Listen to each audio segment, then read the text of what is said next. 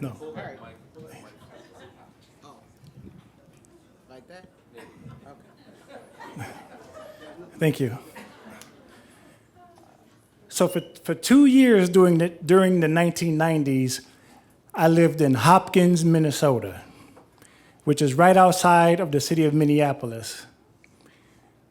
And one day I was in my apartment, and it was during the winter in Hopkins, and I was in my apartment, and I was like, man, I'm hungry. I go in the fridge, and there was nothing in there except like some leftover rice and beans and some chicken parts that I don't even eat. I was like, damn, there's nothing to eat. So I decided to call for delivery, and I realized I didn't have any money. I was like, damn, I gotta walk to the bank. Now, the bank was about a quarter mile away, just a few blocks. Now here, if you decide to take a walk to the bank, you might look at the weather and see, what do I need to put on? In Minnesota, you don't do that. Because in Minnesota, it's always the same. It's below zero. You already know that. So to go to the bank, I put on my long johns, my sweatpants, and my corduroys. My thermal top, my sweatshirt, my jacket, and my goose down. My gloves and my mittens. And 2 skull caps. And I started walking to the bank. As I'm walking to the bank, I'm getting closer to the bank, and you know when you get close to the bank and you can see the digital time and temperature? As I'm walking, I see it said minus 48 degrees. And I had to stop. And I said to myself, oh shit. Maxie Jones from New York City is walking in minus 48 degrees. And it's not even bothering me. Now, when I said that, I was standing next to a tall building. But the bank was across the street, a wide street.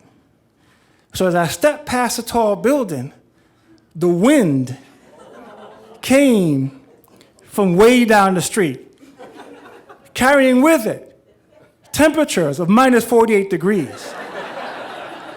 And the wind punched me right upside the side of my face. And I bent down, and the wind gave me an uppercut. And it choked me so I couldn't breathe. It's like I was in a fight with an invisible man and losing. And at one point, the wind got in my clothes, in all my clothes. And it's like I was naked in minus 48 degrees. I was like, oh shit. And I turned around and I ran back next to that apartment building. And I looked back across the street and I was like, the bank is right there. I just need to get right there. It's only right there. So I walked past the building again and the wind said, whoosh. And I was like, well, maybe not. And I started assessing my needs. I said, maybe I don't need any money.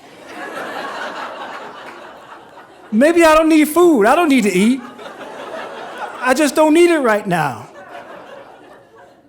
So I turned around and I went back to my apartment. I took off all those clothes and opened my refrigerator. And you know what? There was something to eat.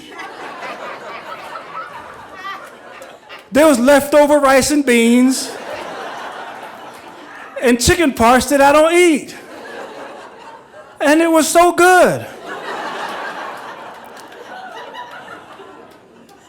And I mean, I ate that for like 2 days. And I saved so much money. I was like, man, look at how much money I saved. Thank goodness the hawk was out there. And thank goodness I never made it to the bank. Thank you very much.